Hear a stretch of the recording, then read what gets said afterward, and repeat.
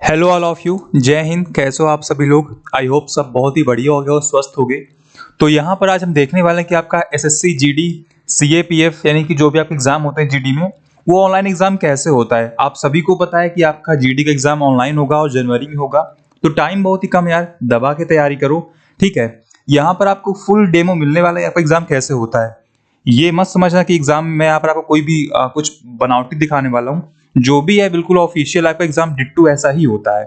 ठीक है, तो सबसे पहले जब आप वहां पर एंटर करोगे तो वहां पर आपका एडमिट कार्ड बायोमेट्रिक हो गया, आपका एडमिट कार्ड चेक होगा और एडमिट कार्ड चेक करने के बाद आपको जो एडमिट कार्ड ना उस पर एक सिस्टम नंबर लिखा जाएगा और उसी सिस्टम पर आपको बैठना होगा। तो जब आप अपने सिस्टम पर जाओगे तो आपके सामने आपका कंप्यूटर ऐसे ही ओपन होगा और यहाँ पर आपका सिस्टम नंबर लिखा होगा।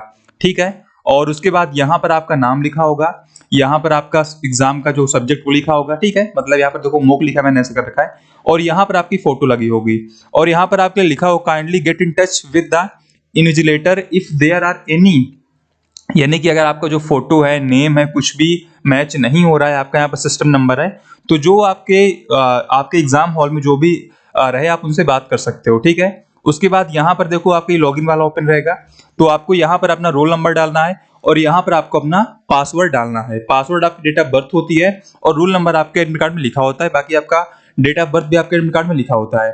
पासवर्ड में आपका डेट ऑफ बर्थ में आपको कोई भी स्पेस वगैरह नहीं देना होता है और वहां पर बोलेंगे जो आपका कीबोर्ड का ऑप्शन बना हुआ है आप इस पे क्लिक करना और आपके सामने कीबोर्ड का ऑप्शन आ जाएगा। तो आप इनके थ्रू ही उसमें जो भी है इंटर करना। ठीक है, और यहाँ पर आपका देखो पासवर्ड, आप इस पे ऐसे क्लिक करोगे तो आपका पासवर्ड का ऑप्शन आ जाएगा, तो आप क्लिक कर सकते हो। तो चलो मैं फटाफट लॉगिन नंबर कर देता हूँ, उसके बाद फिर हम आगे बढ़ते हैं। ठीक है, तो ऐसे आप करने के बाद आप यहाँ पर साइन इन, जब वहां पर आप सब कुछ रेडी हो जाएगा ना तो वो आपसे बोलेंगे कि आप साइन इन पे क्लिक कर सकते हो। उसके पहले आप क्लिक मत करना जब तक वो नहीं बोलेंगे। तो ये क्लिक करने के बाद आपका देखो अगला स्टेप ओपन हो जाएगा और आपके सामने कुछ ऐसा आएगा। ठीक है, और यहाँ पर देखो आपके सारे इंस्ट्रक्शन लिखे होंगे कि क्या कुछ करना है, कैसे करना है। ठीक है, तो यहाँ पर आप देखो इसको इंग्लिश और हिंदी दोनों भाषा में पढ़ सकते हो। तो मैं हिंदी कर देता हूँ ताकि आपको कोई दिक्कत ना हो। और यहाँ पर देखो सब कुछ आपको डिटेल में समझा रखा होगा और आपका जो पेपर का पैटर्न है, क्या कुछ रहने वाला, सब कुछ आपको यहाँ पर बता दिया जाएगा। यहाँ पर आपका नाम, फोटो होगी। ये देखने के बाद आपको नेक्स्ट पे क्लिक कर देना है। जैसे आप इस पे क्लिक करोगे तो आपके सामने देखो अगला पेज ओपन होगा। अब इसको आप थोड़ा ध्यान देना। इसको आप फिर से एक बार हिंदी इंग्लिश किसी लैंग्वेज में कर सकते हो, तो मैं हिंदी में रहने देता हूँ। सबसे जो यहाँ पर देखो इंपॉर्टेंट है, यहाँ पर नीचे देखो आपका पेपर पैटर्न वगैरह सब कुछ दिया होगा। ये देखो थोड़ा पुराना पेपर पैटर्न है, जिससे कोई दिक्कत नहीं है। ठीक है, यहाँ पर देखो सबसे इंपॉर्टेंट है, ये देखो जो ब्लू में लिखा हुआ है। ठीक है, आपके सामने ऐसे स्क्रीन ओपन होगा तो वहां पर आपकी तरीके से एक आपको पेज मिलेगा। उसको आई थिंक क्या बोलते हैं, मुझे उसका नाम नहीं याद आ रहा है, उसको कुछ बोलते हैं। ठीक है, तो वो जो आपको एक छोटा सा पेज मिलेगा उसमें आपको अपना नेम, एड्रेस वगैरह वगैरह फिल करना होगा और पीछे आपको अपनी राइटिंग में, ये जो ब्लू वाला है इसको आपको हिंदी या इंग्लिश किसी एक लैंग्वेज में लिखना होगा। जो आप राइटिंग हमेशा लिखते हो वही लिखना, कोई बहुत ही राइटिंग बना के मत लिखना।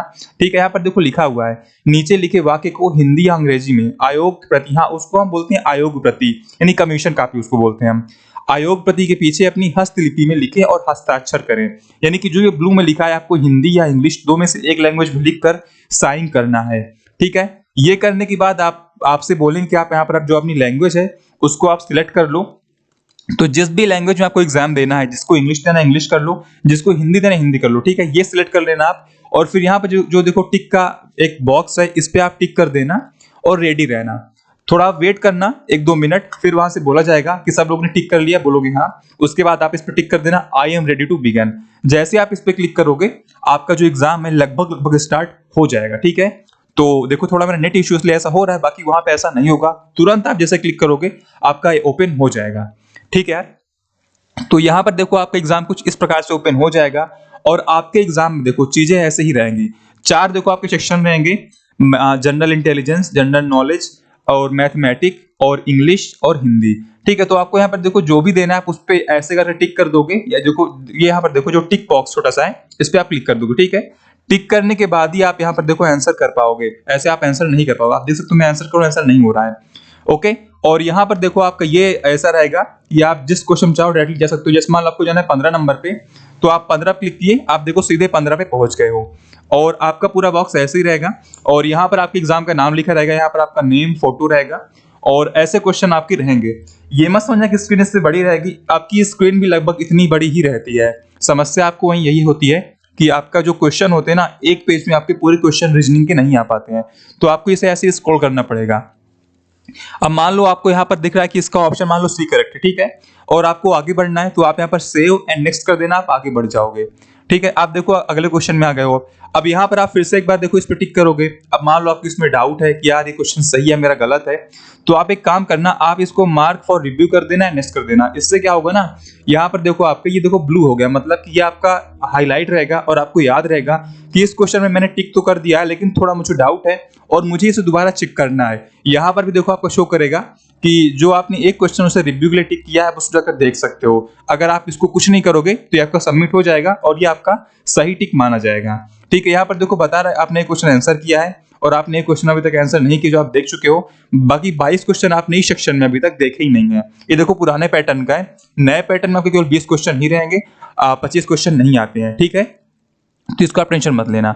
और इसके अलावा मान लो आपने यहाँ इस पे टिक कर दिया है, आपने सेव नेक्स्ट कर दिया है। अब आपको लगता है मैंने पीछे और गलत टिक कर दिया, तो आप फिर से यहाँ पर देखो पीछे इस पे प्रीवियस पे कर सकते हो क्लिक, या आप यहाँ जा सकते हो। तो मैंने प्रीवियस पे टिक किया और यहाँ पर लगता है गलत है, आपको इसे स्किप करना है, तो यहाँ पर आप क्लियर रिस्पॉन्स कर दोगे। ठीक है, आप फिर ऐसे आगे बढ़े हो। अब मान लो आपकी जो क्वेश्चन है, मैं थोड़ा और आगे बढ़ता हूँ। अब मान लो जो क्वेश्चन आपको हिंदी में समझ में नहीं आ रहा है, काफी जगह ऐसा होता है कि क्वेश्चन हिंदी में समझ में नहीं आता है, खासकर मैथ्स में ऐसा होता है कि क्वेश्चन हिंदी में समझ में नहीं आता है, तो आप यहां से इसकी लैंग्वेज को इंग्लिश भी कर सकते हो, कोई भी दिक्कत वाली बात नहीं है। ठीक है, आपने इसको टिक किया, आपने इसको मान लो यहाँ पर टिक किया है, अब आप आगे बढ़ते हो और फिर से आप इसकी जो लैंग्वेज यहाँ से हिंदी कर सकते हो, कोई समस्या आपको नहीं होगी। ठीक है, यहाँ पर देखो बोला कि sections, attempt any one of the two option section, please click on the check box to attempt the section. अब जैसे मान लो इन दोनों में आपको हिंदी या इंग्लिश में से कौन सा करना है, तो मान लो आपको इंग्लिश करना है, तो आप पहले ये जो यहाँ पर देखो चेक बॉक्स, आप इस पर टिक कर देना तभी कर पाओगे, लेकिन ध्यान रखना आप टिक बहुत ही केयरफुली करना। एक बार जिस पे आपने टिक कर दिया, आप दोबारा उसे अनटिक कर सकते हो, लेकिन जो आप क्वेश्चन आंसर कर दोगे ना, वो या देखो बोल रहा है deselecting the check box will delete all the options marked in section, are you sure do you want to deselect the option. मतलब मैंने दोबारा कर दिया था। जैसे मान लो आपने इस पे टिक कर दिया, फटाफट देखो, ठीक है, अब आपने इसको भी आंसर कर दिया है और अब आपको लगता है नहीं इंग्लिश तो हार्ड आ रहा है, मुझे इंग्लिश नहीं करना है, तो आप इसे यहाँ पर अगर डिसलेक्ट करोगे ना, तो जो आपकी जितने आपने ऑप्शन टिक किए तो सब हट जाएंगे। ठीक है, अब देखो मैंने किया, ये देखो क्वेश्चन देखो 1 2 3 देखो सब आपका हट चुका है। आप हिंदी जा सकते हो वैसे ही।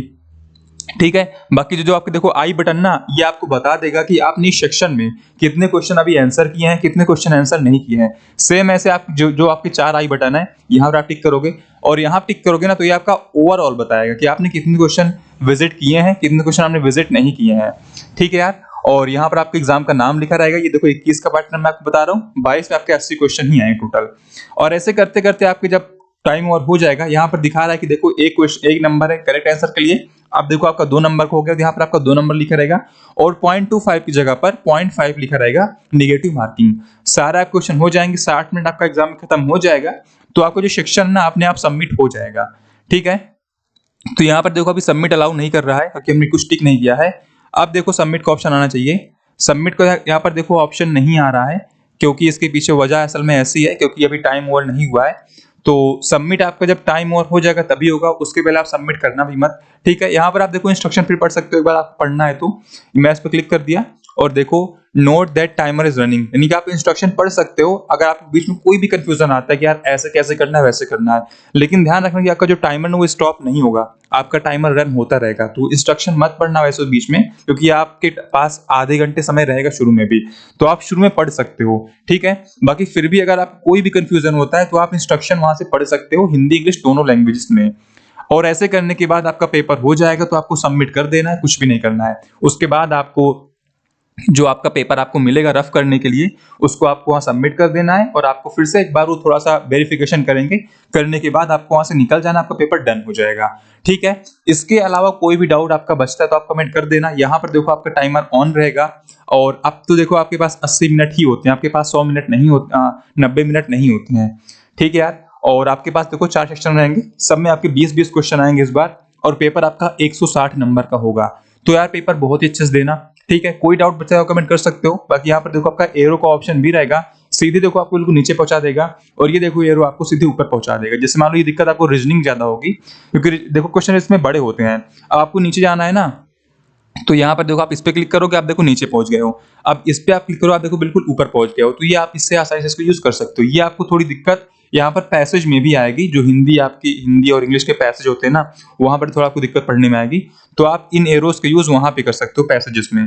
ठीक है, तो कोई डाउट आपका अगर बचा है तो आप कमेंट कर देना। बाकी आई डोंट थिंक कि आपका कोई डाउट अब बचा होगा। अगर फिर भी कोई डाउट बचते हो आप कमेंट कर सकते हो।